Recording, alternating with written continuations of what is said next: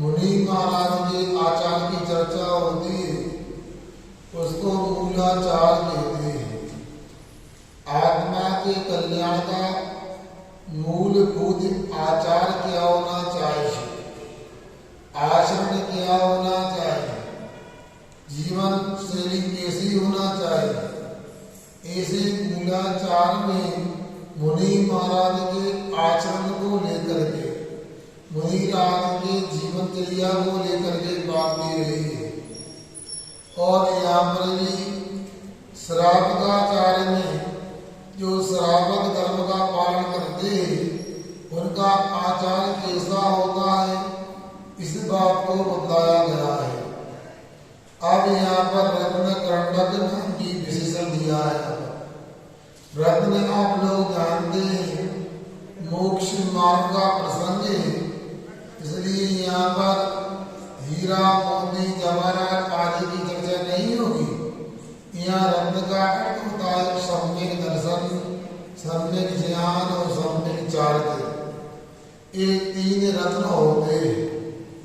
और ये भी आप लोग भली भांति जानते हो, रत्नों को यूं ही खुले में नहीं रखा जाता। रत्न को रखने का अपना तरीका होता है।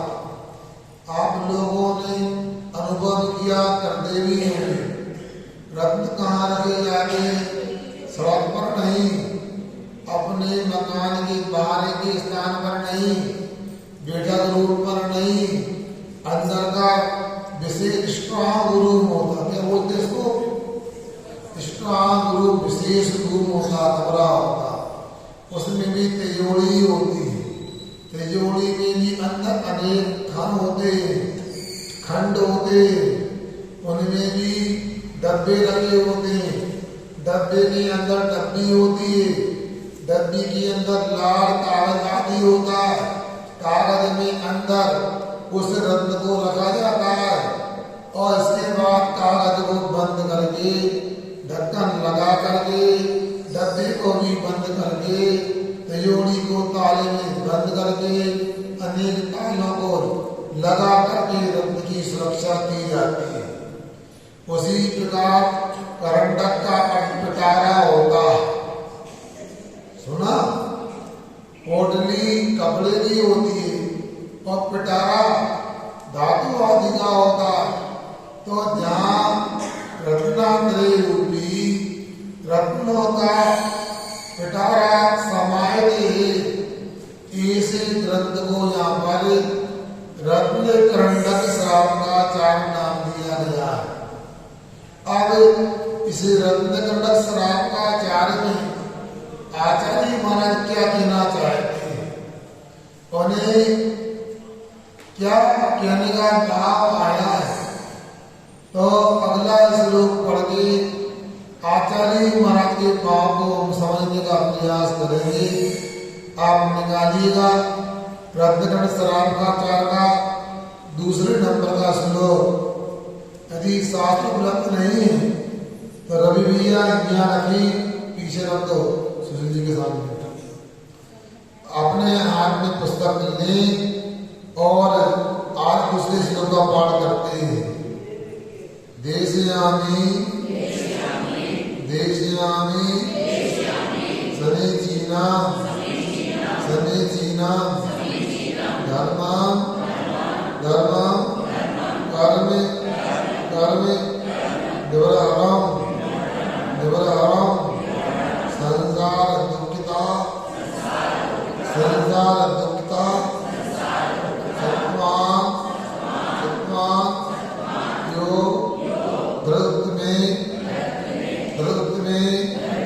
सुगे सुगे नहीं देशयामि समीचीनम् देशयामि समीचीनम् धर्मं कर्म निवरामम् धर्मं कर्म निवरामम् संसार दुःखिता सत्वान् संसार दुःखिता सत्वान् यो तदुत्तमे सुखे यो तदुत्तमे सुखे देशयामि समीचीनाम् धर्मं कर्म निवरामम् संसार दुःखिता सतमान् यो तदुत्तमे सुखे। बोलिएगा ये बात।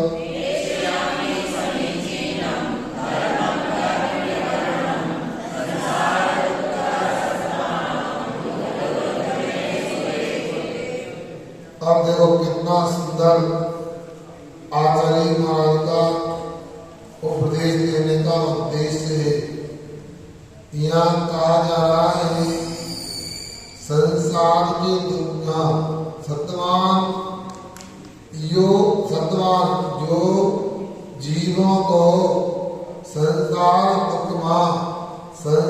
के दुखों से निकाल करके उत्तमे सुखी धरती उत्तम सुखों में धरता है, उत्तम सुख में विराजमान करता है। और कर्म निवरणम और जो कर्म का नाश करने वाला है, जिसके माध्यम से दुख देने वाले कर्म नष्ट होते हैं, ऐसे समीचीनम धर्मम सच्चे धर्म का देशयामी कथन करूंगा, सच्चे धर्म का उपदेश दूंगा। सुन रहे आप लोग, आचार्य समद गोस्वामी जी बोल रहे। और एक बात आप लोग अपने मन में अच्छे से बना लें, धारण कर लें कि जो आचार्य महाराज समद गोस्वामी यहाँ पर जो प्रतिज्ञा कर रहे हैं समीचीन धर्म की देशना देने की, कथन करने की, वो समद गोस्वामी वस्त्र पहनने वाले ग्रस्त नहीं है, वह असंयम की कोटि में रहने वाले नहीं है, वह देशयमी भी नहीं है, वह समद गोस्वामी सकल संयमी है, सकल संयम के धारण करने वाले।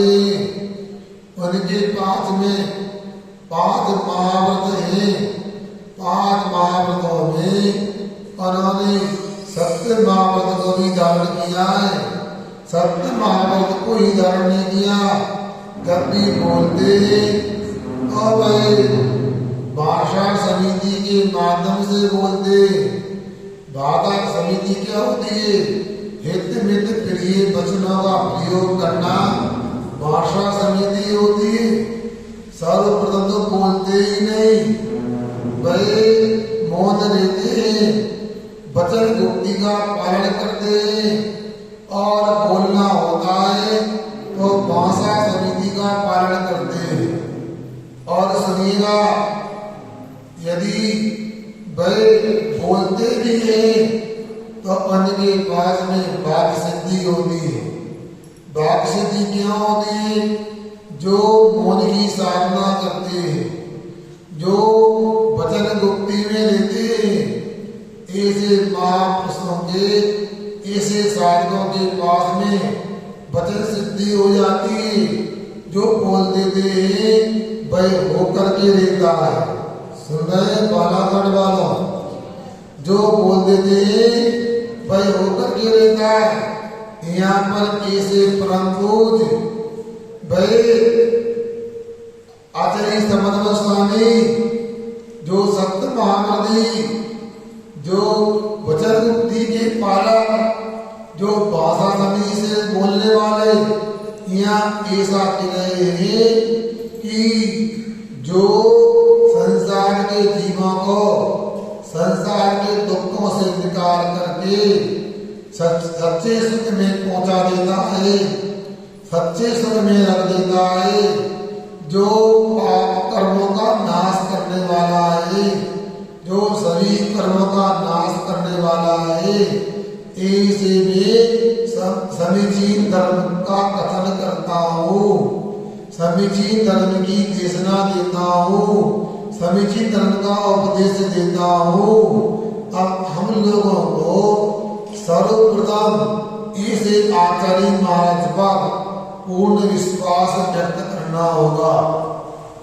फिर उनके कहे अनुसार इस ग्रंथ को अच्छे से समझना होगा, क्योंकि बड़े लोगों का, मान लोगों का एक एक शब्द मूल्यवान होता है। मूल्यवान क्या? अनमोल होता है। इसलिए अपने को सौभाग्य से ये प्राप्त हुआ तो उसको आत्मसात करने का प्रयास करें। आप लोग देख रहे हो वर्षा काल चल रहा है और मेघ लगातार बरस रहे हैं। भाई वाकई में चतुर्मास तो कहीं भी, और इस पर्याय में हमने 52-53 वर्षा काल भी देख लिए, मगर बालाघाट की वर्षा का तो अजब ही काम है। जैसा जंगल है वैसा ही वर्षा का माहौल है। यहाँ तो जब से आए तब से लग रहा कि इस बार वर्षा काल हो रहा है हमारा। हमेशा तो वर्षा काल करने पहुंचते थे और ग्रीष्मकाल सा प्रतीत होता था। कई बार तो इसका अपना ही गर्मी के माहौल में होती थी। इस बार अलग प्रकार का माहौल है। अब आप लोग देख रहे हो और ऊपर से पानी बरस रहा है और धरती माता पानी को आत्मसात कर रही है।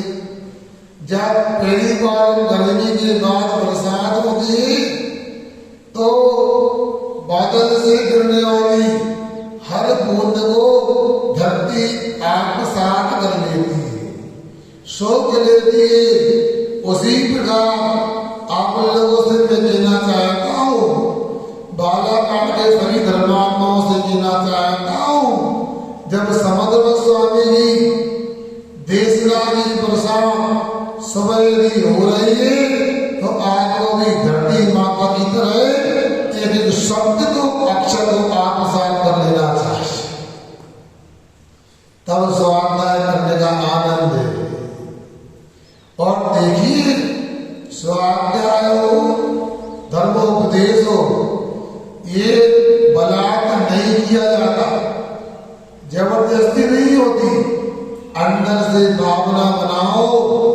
यदि 8:30 पर ग्रंथ का मंगलाचरण होना है तो अपने को आचार्य महाराज की पूजन करने को 8:15 में यहाँ उपलब्ध हो जाना चाहिए। अरे भाई, अपने विषय में आचार्य कुंद गोस्वामी नहीं है, इसका आपको गौरव हो सकता है। अपने विषय में उमा स्वामी महाराज नहीं, इसका आपको गौरव हो सकता है। आपके विषय में समर्थ स्वामी नहीं है, इसका आपको गौरव हो सकता है। मगर इतना अच्छा ये देश का कार्यक्रम है, ये कोई कम हो सकता है क्या? इसलिए आप लोगों को इसको समझना है।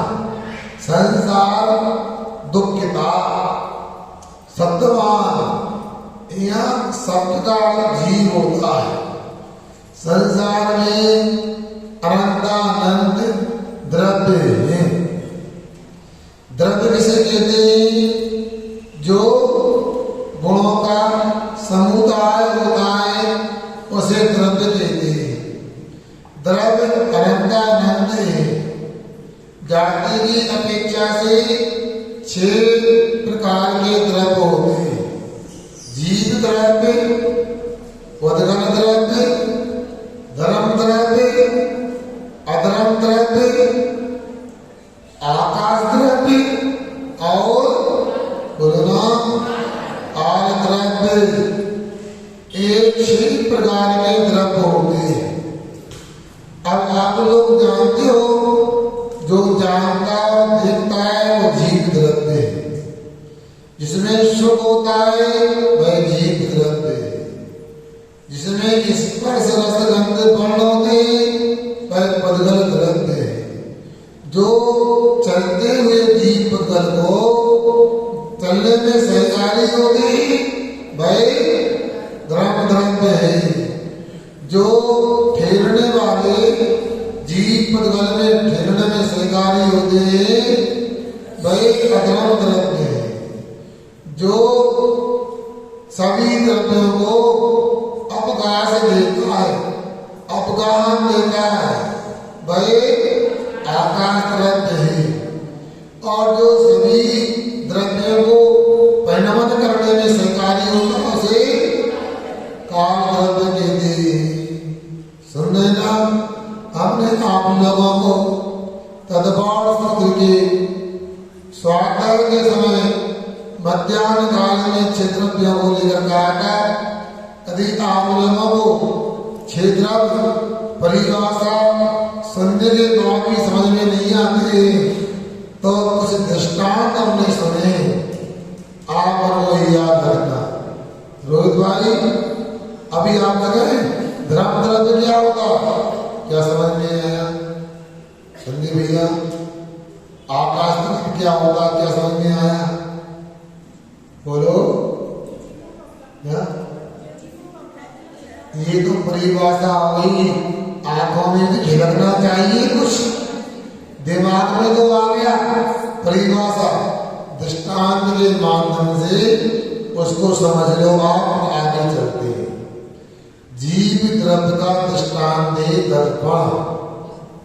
जैसे दर्पण में सभी पदार्थ सामने आते तो प्रतिबिंबित हो जाते। वैसे आत्मा के ज्ञान में सभी पदार्थ जब जाना मरने कर्म का समापन हो जाता है तो प्रतिबिंबित हो जाते हैं। जीव का दृष्टांत क्या हुआ? बोलो दर्पण हुआ। पदगल द्रव्य का दृष्टांत बर्फ। आप जानते हो गर्मी का संयोग मिलता है तो बर्फ क्या होता है? सुनो दर्पण क्या होता है? दर्पण तो जीव का दृष्टांत है और बर्फ एक पदगल का दृष्टांत। गर्मी के संयोग से पिघल जाता है और ठंडी के मिलने पर बोलो ऐसा ही जो पूर्ण गलन स्वभाव को रखता है वह पदगल होता है। अब इसके बाद में आप लोग तो बालाघाट में रहते हो, यहाँ पे छोटी लाइन थी, अब बड़ी लाइन हो गई। इसकी क्या रेलगाड़ी? अरे मैं तो ये भी बोल रहा हूँ पहले तालिकाओं के चतुर्मास हुए, अब मनीष के भी होने लगे। बड़ी लाइन हुई कि नहीं हुई? आप जहाँ पहुंच गया चलो वहीं चलते हैं। अब रेल लाइन की बात कर रहे थे तो उसकी भी सुनो। जैसे चलती हुई रेलगाड़ी को रेल पटरी सहयोगी होती है, उसी प्रकार चलते हुए जीव पदर को धर्म धर्म सहकारी होता। इसलिए धर्म धर्म का दृष्टांत रेल की क्या? रेल की बन रही रेलगाड़ी की पटरी गड़बड़ होगा। रेल का नाम पटरी होगा, रेलगाड़ी भी पटरी। अब अधर्म द्रव्य का दृष्टांत वृक्ष की छाया। जैसे चलने वाले चलते वृक्ष आता है तो उसके नीचे छाया पाकर के बैठ जाते हैं। उसी प्रकार जो जीव पदगल ठहरने वाले हैं, ठहरना चाहते हैं तो ठहरते हो जीव पदगल को वह अधर्म द्रव्य ठहरने में सहकारी होगा। तो याद रखना अधर्म द्रव्य का दृष्टांत क्या होगा? वृक्ष की छाया। अब आकाश द्रव्य स्थान देता है, अवकाश देता है, तो आकाश का दृष्टांत मकान। आप लोग कहीं पर भी चले जाओ, घूम फिर कर कहाँ जाते हो? चलो घरे। कहीं नहीं लिया, चलो घरे। घर में क्या? अरे घर में तो है जो है बता। मेहमानी करने भी जाते हो और मेजबान लोग खूब अच्छी मेहमानी करते हैं, आपके सत्कार में कोई कमी नहीं रखते, मगर फिर भी रुको, अरे घर जाना, बालाघाट जाना, यह कौन सी कमी है? नहीं, काम है। भले कोई काम नहीं है, फिर भी जाते हो, मन में लगा लूट की। बालाघाट में अपना मोहल्ला, अपने मोहल्ले में अपना घर, अपने घर में अपना कमरा, तो अपने कमरे में अपना पलंग और पलंग पे अपना बिस्तर। देखो ना, अभी भी लोग घर में, फिर भी आप लोग को लाभ ले रहे। तो आकार द्रव्य का दृष्टांत घर मकान। अब अंत में कार्य द्रव्य का दृष्टांत कुंभकार के चाक की कील। जैसे कुंभकार के चाक को चलाने के लिए कील सरकारी होती है, उसी प्रकार से संसार के सभी द्रव्य के परिणमन में काल द्रव्य सहकारी होता है। इस प्रकार 6 द्रव्य होते। इन 6 द्रव्यों में सबसे महान, सबसे सम्मानीय, पूजनीय है तो जीव द्रव्य होता है। इसलिए 6 द्रव्यों में सर्वप्रथम जीव द्रव्य को रखा है, क्योंकि जीव द्रव्य जानने देखने वाला है, वो ज्ञायक्षवादी है, उपयोग उसका लक्षण है। ऐसे जीव द्रव्य अनंतानंत द्रव्यों के बीच में अनंतानंत संख्या में इस संसार में उपलब्ध है। ऐसे जीव यद्यपि आत्मा में ज्ञान दर्शन की तरह सुख के भी स्वामी है, आत्मा में सुख है। कैसा सुख है आत्मा में? जैसा दूध में घी है, जैसा तिल में तेल है, जैसा भाई लकड़ी में अग्नि है, वैसा ही जीव में सुख है। अब सुख है तो परम दुखी कैसे है?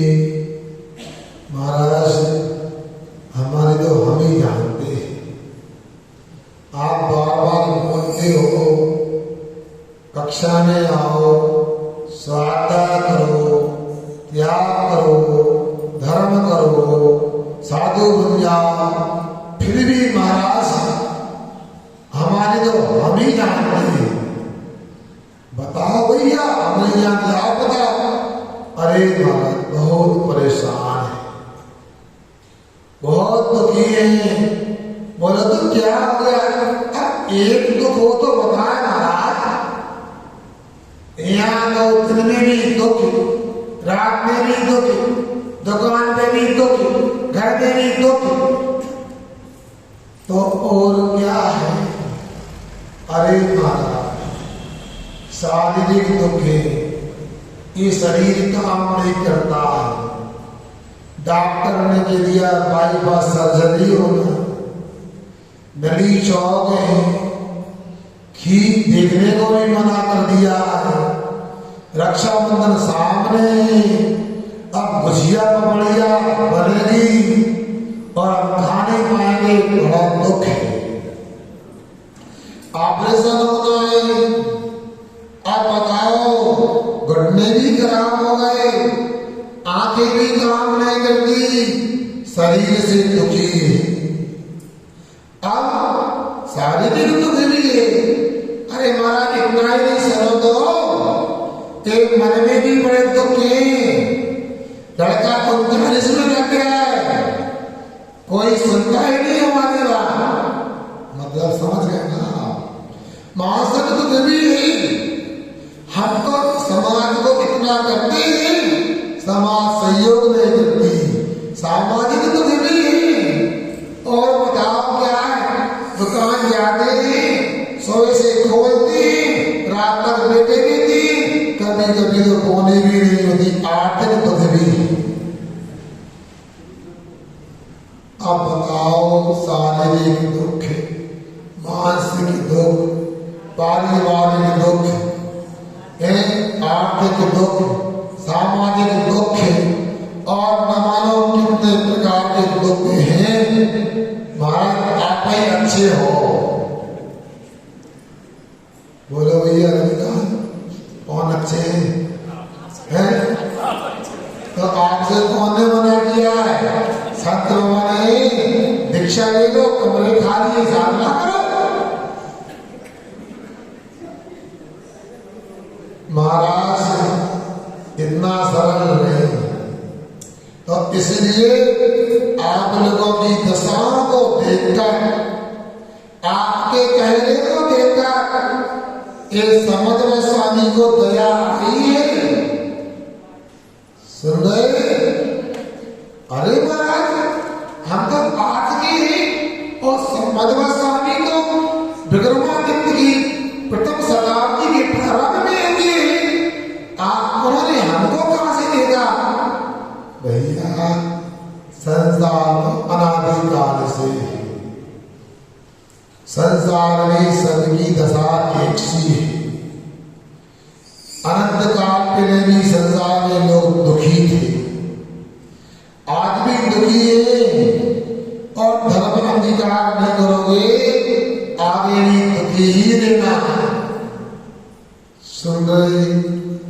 एक कहावत चलती है, दूर के ढोल, बोलो ना, दूर के ढोल सामने लगते हैं। एक कहावत बोलती है, जिस गांव का पटेल नहीं देखा वो अच्छा लगता है। सब जगह एक सी कहानी। राजा भोज थे, अवंती देश के राजा। उनके मन में एक दिमाग में विचार आया, सबके घरे, सबके रसोई घरे, सबके चूल्हा जलता है, हमारे यहाँ भी चूल्हा जलता है, मगर मैं राजा हूं और मेरे यहाँ भी मिट्टी का चूल्हा और इनके यहाँ भी मिट्टी का चूल्हा, तो मुझे में और प्रजा में क्या फर्क रहा? बालाघाट में किसके चूल्हे हैं? बोलो, कहा के चूल्हे? चूल्हे नहीं महाराज, वे टीन के डब्बे हैं। चूल्हे अलग हो गए। आप देखना, 1 लीटर पानी गैस पर गर्म करो और 1 लीटर पानी लकड़ी के चूल्हे पर गर्म करो, देर में ठंडा कौन सा होगा? सही अग्नि वो होती है जो पानी देर में ठंडा होता है। आप लोगों की स्थिति ऐसी है, आप चूल्हों से दूर हो गए, गैस पर आ गए, गैस जल्दी जल जाता है, जल्दी भड़क जाता है, जल्दी गर्म हो जाता है, जल्दी बुझ जाता है। आप लोग भी जल्दी गर्म हो जाते हो, जल्दी भड़क जाते हो और जल्दी ठंडे हो जाते। अब राजा भोज के मन में आया, मेरे घर में कुछ अलग चूल्हा होना चाहिए। मंत्रियों को तलब किया, मंत्री लोगों सुन रहे हो जी? हजूर, मेरे घर में कल से मिट्टी का चूल्हा नहीं होना चाहिए। क्या हो गया राजा को? आज मैंने कह दिया मेरे घर में मिट्टी का चूल्हा नहीं होना चाहिए, एक अच्छा सोने का चूल्हा बना गया। क्या सोने का चूल्हा बनवा के आओ और वो रखो मेरे रसोई घर में। मंत्री कहते अब राजा को सीधे सीधे मना कर दो, बुरा मान जाएगा। इसलिए राजा को मैंने कहा हाँ ठीक है, देखो सीखो नीति की बात। भाई लोगों, कोई को सीधे मना नहीं किया करो। असंभव भी हो तो आप सीधे से मना करो तो बुरा लक्ष्य आएगा, समझे ना। कोई कहे चंद्रमा ले लिया जी, कब लाना है, आज ही ले आओ, तो नशीली कहाँ मिलेगी। आप हम ले आएंगे, अब नशीली उपलब्ध करा दो या कोई लिफ्ट वगैरह का प्रबंध वो करा दो, हम ले आएंगे। ना नशीली मिलेगी, ना लिफ्ट होगी, ना चंद्रमा ले भी आएंगे। तो उन्होंने ठीक है राजन, हम सोने का चूल्हे का प्रबंध करते हैं, मगर एक डिजाइन देख करके आते हैं। अब बनवाना है, सोने का बनवाना है तो अच्छा चूल्हा बनना चाहिए। लोग बालाघाट के देखने आए कि चूल्हा देखना है तो सोने का, तो राजा का देखो। और मंत्री लोग थोड़ा घूम फिर करके मोहल्ले पड़ोस में आए और बाहर से ही चिल्लाते, राजा भोज भरम में भूले, घर घर में मटियाले चूल्हे। मतलब ये राजा भोज को भ्रम हो गया है। चूल्हे तो हमेशा मिट्टी के होते हैं, चूल्हे कोई धातु के होते हैं, कोई सोने चांदी के होते हैं। उसी प्रकार अपना भ्रम है, हम दुखी, हम दुखी, कोई भी सुखी नहीं है। संसार में सबके सब दुखी। इसलिए समर्थ स्वामी को मन में आया, जे प्रभुवन में जीवी अनंत, सुख चाहे दुख से भयबन, ताकि दुखे आनी स्वीकार, कहे जी के गुरु करुणा। संसार में सभी दुखी है और दुख से भयभीत है। कोई भी दुख नहीं चाहता है, सब सुख चाहते हैं और एक दो भी अनंत जीव है। इसलिए समर्थ स्वामी के मन में आया कि दुख को करने वाली और सुख को करने वाली शिक्षा मैं देता हूं। क्यों? करुणा था, ये करुणा को धारण करके करुणा के आधार बन गए। इस श्रावकाचार्य को उन्होंने लिखा है, इसलिए कहा सत्यवान संसार दुखता दत्तमय सभी दर्दी।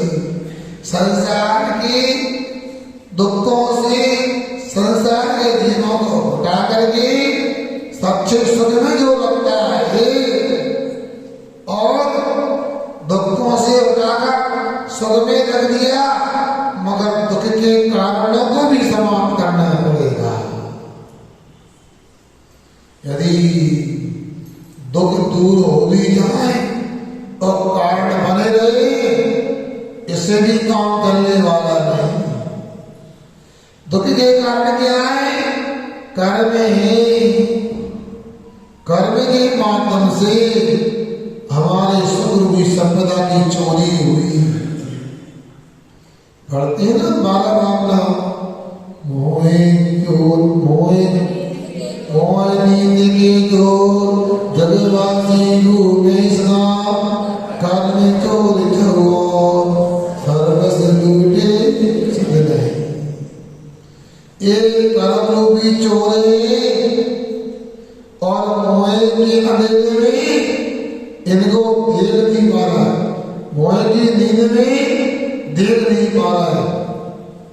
और चारों दुनिया में संसार के लोग जगवासी घूमते, सर्वस्व लूटे नहीं। हमारा सर्वस्व आत्मा का सुख है और उसको लूटे जा रहे हैं, लूटे जा रहे हम भी नींद में सो रहे हैं, इसलिए कारणों को भी दूर करना चाहिए। कारण को दूर नहीं करोगे फिर पुनः कार्य दिखाई देगा। इसलिए यहाँ जड़ से दुख को दूर करना है तो कर्मों का नाश करना है। कर्म से जो संसार के जीवों को जीव सुख का स्वामी होकर के भी सुखी नहीं हो पा, दुखी कर रहे। ऐसे कर्मों को नाश करने वाले सच्चे धर्म को मैं कहता। अब उन्होंने कह दिया, मैं कहता हूं तो हमको आपको भी बोलना चाहिए मैं सुनता हूं, मैं आपके साथ करता हूं। देखो याद रखना, यहां पर किसी को बात नहीं किया जाता। कुछ लोगों की शिकायत है जैन धर्म है तो अच्छा किंतु कठिन बहुत है। क्या भैया,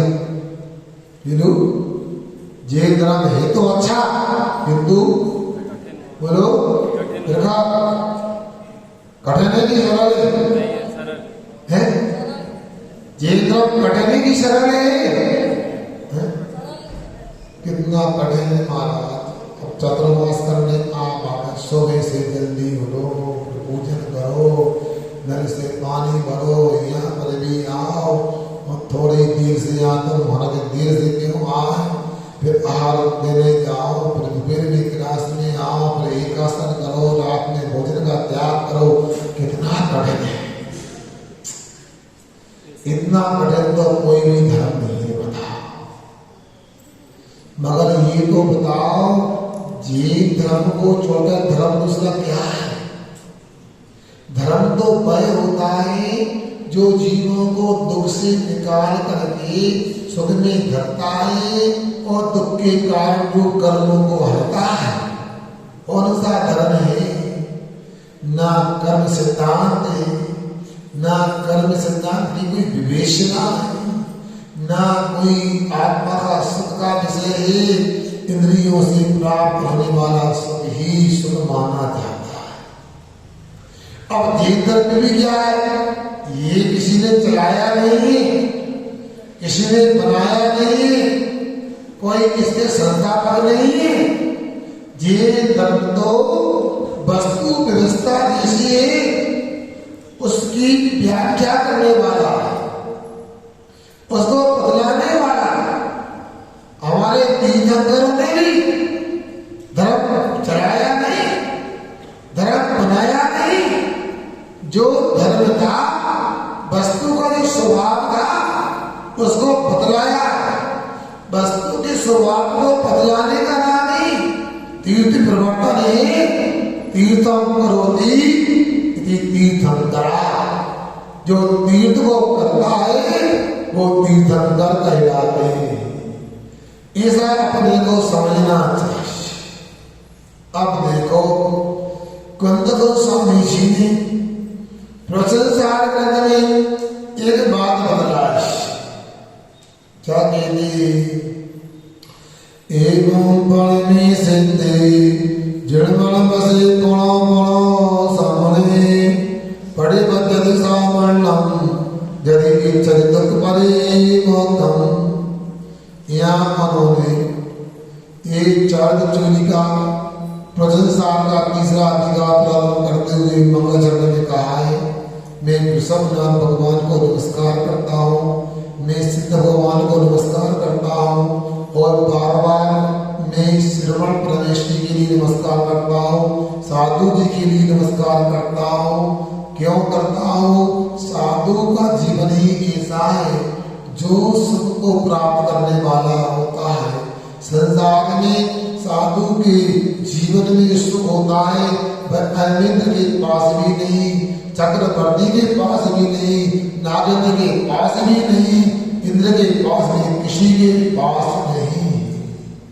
अब आगे कहते हैं इस गाथा में, यदि इच्छति दुख परिवर्तन, आप भी दुख से छुटकारा चाहते हो क्यों? बालागढ़ वालों से कुंदकर स्वामी पूछ रहे हैं, क्या आप भी दुख से छूटना चाहते हो? बोलो ना, नहीं चाहते? बोलो चाहते। क्या आप लोग सुखी होना चाहते हो? क्या चाहते हो कि आप अनंत काल तक दुख ना हो, सुख हो जाए? क्यों भैया चाहते हो? बोलो, पीछे वालों, अनिल कुमार, सुख चाहते हो? सुखी होना चाहते हो कि दुखी होना चाहते हो? आप सब सुखी होना चाहते हैं, मगर जिससे उपचार की जो औषधि होगी, जिससे रोग को जो दवा ठीक करती है, उसका सेवन करना पड़ेगा। बोलो, सेवन करने को तैयार हो? अरे महाराज बहुत बुखार, 105 के पार हो रहा है, बहुत थर्मामीटर फटा जा रहा, इतना बुखार हो रहा है, क्या हो गया? डॉक्टर को लोग गिराए मलेरिया। फिर एक काम करो, बालाघाट में रेंजर कॉलेज है, महामंदिर है, हम जाते हैं, वहां पर बहुत सी जड़ी बूटियां हैं, उसमें एक शरारता गुड़रेल वगैरह उपलब्ध है, गुड़रेल लेकर के आओ, शरारता आदि उसका काढ़ा बनाओ और जाकर के 2 अंजलि पी जाओ।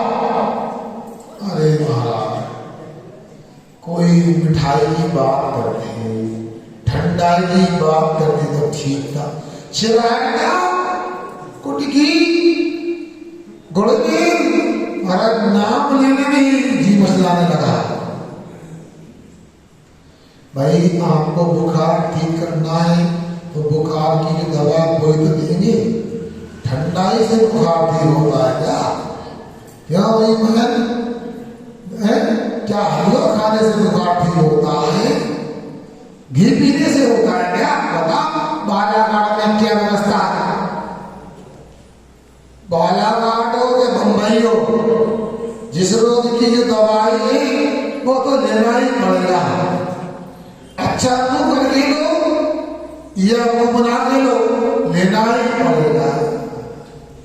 तो याद रखें, यदि आप दुख से छूटना चाहते हो, सामान्यम पड़े बच्चरू, मुनि दशा को अंगीकार करो, मुनि धर्म को स्वीकार करो। महाराज जी मुनि धर्म की बात कर रहे हो, बड़ा कठिन है। अरे कहाँ कठिन है? किसने कहा कठिन है? बता। अरे अपने मन में ऐसा है कठिन है, ये बताओ कौन सा काम कठिन है? महाराज जी एक आसन करते हैं, आप भी एक आसन करते हो। कई बार दुकान में सामान नहीं मिलता, एक बार खा के दे जाते हो। एक व्यक्ति बोले थे, हम कॉलेज पढ़ने गए, वहां भोजन का सही प्रबंध नहीं था, 2 दिन बिना भोजन के फल वगैरह में रह गए। आपको जब मतलब होता है तो सब कर लेते हो, ठंडी भी सहन करते हो, गर्मी भी सहन करते हो। आप लोगों को मिर्कोपुर से 6:30 बजे पढ़ने आना, अरे महाराज 8:30 पे आ नहीं पाते। अच्छा, और मान लो आपको नागपुर जाना है और ट्रेन 5:30 बजे, बोलो क्या करना? आओगे कि नहीं आओगे? अब सोचो, आपको विचार करना है। इसलिए यहाँ पर सच्चे धर्म की देशना देता हूँ, ऐसा शब्द स्वामी ने बतलाया है। क्यों भैया, मेरी बात समझ में आ रही कि नहीं आ रही? सिर तो हिला थोड़ा सा है? अच्छा, और आप लोगों को ये भी पता है, यहाँ पर आप लोग स्वागत का लाभ भी दे रहे थे। अच्छा लग रहा है कि नहीं लग रहा? बताओ। दोपहर में, शाम को, नहीं, आपकी संख्या और आपके चेहरे से लगता है कि अच्छा लग रहा है, और आपके चेहरों को देख करके, आपके उत्साह को देख के लग रहा है अगला चक्र मास भी बन सकता है। ताली बजाने से चतुर्मास करने वाला नहीं, सुन लो बाबा। आप लोग व्यवहार पसंद लोगों बाला काट, आप लोग सब जानते हो। अच्छा मैं पूछता हूँ आप लोगों से, मेहमानी करने जाते कि नहीं जाते? जाते हो। अब मेहमानी करने जाते हो तो ये बताओ, कभी मान लो आपका तलाक वगैरह होता है, सिरैया ससुराल वगैरह गए तो तलाक वगैरह हुआ कि नहीं? मान लो उन्होंने 501 रुपए से तलाक किया, कितने से बोलो ना, समझे में आ रहा ना? कितने से तलाक किया? 501 रुपए से तलाक किया। अब घर में छोटे बच्चे वगैरह हैं, उनके माध्यम से कुछ लौटाते कि नहीं लौटाते? पूरे लेके आते हो, कितने लौटाते होगे? मान लो आप तो उधार बनाए, यदि कोई कंजूस से कंजूस व्यक्ति हो वो 500 के बदले कितने लौटाएगा? बोलो 100 रुपए लौटाओगे ना? 500 रुपए दिए तो 100 लौटा दिए। अब ये बताओ हम कहां से चल के आए? अब गुरु महाराज के आशीर्वाद से हम चल गए, गलने में आए, गुरु महाराज ने आशीर्वाद दिया तो हमने आपको पूरे कम से कम 105 दिन दिए। कितने दिन दिए? 3.5 महीने में कितने दिन हो गए? 105 दिन दिए। अब आपको व्यवहार कैसा हो, 500 रुपए के बदले 100 लौटा दिए हो, तो हमने 105 दिए, आप कितने लौटा रहे बता? देखो अनुपात तो कहता है 500 के बदले 100 लौटाए तो 100 के बदले 20 तो लौटाओ। बोलो ना, लौटाने को तैयार हो गए नहीं? आवाज नहीं आ रही, बोलो क्यों? युवक लोगों भाइयों, हमने यदि आपको 105 दिन दिए तो मैं चाहता हूं आने वाले 10 लक्षण पर्व में आप भी हमारे लिए सिर में बैठकर 10 दिन लौटा दो, तो मैं समझ जाऊंगा कि अगला चतुर्मास भी यहाँ होना चाहिए। 500 का दिया तुमने 5 रुपया भी नहीं लौटाया, अगली बार आइयो 65 का नवाना हो, क्योंकि जैसे वो देता ऐसा होता है। तो मैं चाहता हूं गार्डन वाला में था, एक व्यक्ति का शिविर लगा था, आर्ट ऑफ लिविंग 3 दिन का शिविर था, 3500 रुपए देकर के लोग उस शिविर में गए कि लगे हम सीख रहे हैं आर्ट ऑफ लिविंग। 6 दिन में जन्म लेकर तो लोगों को इधर उधर भटकने की क्या आवश्यकता है? अरे जैन धर्म को समझ लो, इससे अच्छी आर्ट ऑफ लिविंग कोई संसार में हो नहीं सकती। अब आर्ट ऑफ लिविंग सीखना है तो आपको 10 दिन तो इस बार निकालना ही। जिनको शारीरिक स्वास्थ्य गड़बड़ हो, ब्लड प्रेशर गड़बड़ होता हो, डायबिटीज हो, नली चौक हो, माइग्रेन हो, कब्जी हो और भी कोई दर्द हो, मैं गारंटी से कहता हूं पहले की शिविरों का अनुभव है, 12 शिविरों का, अनेक बीमार लोग आए तो स्वस्थ हो गए। और मैं कमेटी लीडर से बोलता हूं, आप 10 दिन दुकान बंद करके 10 दिन यहाँ पर रहो, 250 घंटे हमारे लिए दो, यदि आपको लाभ ना मिले तो आपके दुकान के व्यापार की क्षतिपूर्ति हम कमेटी से करवाएंगे, मगर आपको फार्म लेकर के जरूर भरना है। अच्छा ये बताओ, आप यहाँ पर आए हो, किसके लिए आए हो? समाज के लिए आए हो, कमेटी के लिए आए हो, किसके लिए आए हो? आप महाराज के सम्मान में आए हो। सुन रहे हो? सुनी? आप यहाँ बैठे हो, किसके सम्मान में बैठे हो? महाराज के सम्मान में, जनमानी के सम्मान में। इसलिए आप लोगों को सब बातों को भूलकर, सब प्रकार की बातें नकार कर, किसी ने कोई तिरस्कार किया, अपमान किया, सम्मान नहीं मिला, कोई कमी हो, एक बार आपको महाराज के सम्मान में 10 दिन निकालना है और बाला कांड के 10 कल पर्व में शिवरात्रि उनके साधना करना है। क्यों भैया, हमारी बात समझ में आ रही नहीं आ रही? कितने लोगों का मन शिविर में बैठने का था? बोलो। 3, 4, 5, 6 मजा नहीं आता भैया। एक कुर्सी वाले भैया, हम चाहते अभी प्लास्टिक की कुर्सी मिली है, अगली बार सित्तल की कुर्सी मिल जाए, मगर हाथ ऊंचा करो, सिर में बैठने का मन बनाओ। ये चश्मा वाले भैया क्या हो गया? अपने उसको नहीं, आपको ही बोल रहे हैं भैया, ऐसा नहीं मन बनाओ। आप लोगों को मैं चाहता हूँ बालाघाट का एक भी व्यक्ति नहीं बचना चाहिए। पूरे पुरुष और पूरे महिलाएं आने वाले समय में शामिल हो जाना चाहिए। आप लोग मन बने तो संजय भैया के पास भार में आप लोग भर दें। आज बाद में मन बनाओगे, व्यवस्था करने में दिक्कत होगी। एक अच्छी ब्रह्मचारी शिविर का संचालन करते, हमेशा आए हमारे शिविर में, रात में अच्छी नाटिका करते, मौन एक्शन कराते और दिन में पूजन कराते। अच्छे संगीतकार भी आपको उपलब्ध होंगे और यहाँ पर कमेटी की ओर से बस बहुत दूर से बुलाए जा रहे हैं, कर्नाटक बनाते से और भी व्यवस्थाएं हो रही हैं। आप फॉर्म भर दोगे तो आपकी व्यवस्थाएं और अच्छी हो सकती है, आवास भी वस्तुओं की। आज मैं इतना ही चाहता हूँ, आप लोग आज ही फॉर्म लें और हमारे सम्मान में यदि हमने 105 दिन दिए तो आपको भी 10 दिन देना चाहिए। ताली बजाना नहीं, फॉर्म लेकर के भरना है। आज ही 50 फॉर्म भर जाना चाहिए तो मैं मानूंगा हमारा चतुर्मास करना यह सार्थक हुआ और हर बार चतुर्मास यहाँ होना चाहिए। आपका समय हो गया है भैया, फॉर्म उपलब्ध करा दो और संकल्प हम कर लेते। फॉर्म लोग ले रहे भर रहे